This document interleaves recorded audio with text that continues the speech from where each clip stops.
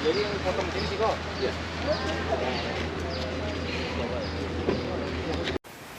Ini dia Tribuners untuk sapi yang rencananya dibeli oleh Presiden dari Kota Metro Lampung, berjenis metal cross ya Mas? Iya.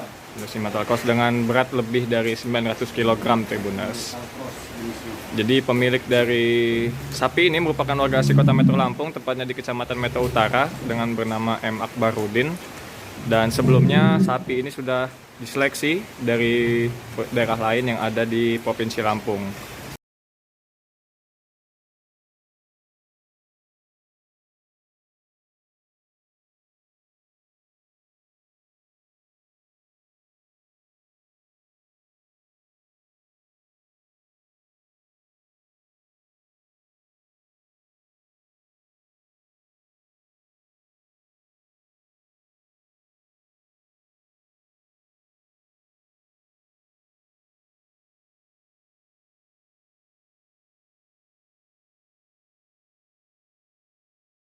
Ijazah, kalau udah ada ijazah, kalau nggak ada kakak, ijazah SKL kan? Kalau belum ada ijazah. Yang kedua kakak. Kalau nggak ada kakak, karena ada suatu hal bencana alam, maka itu bisa diganti dengan surat domisili.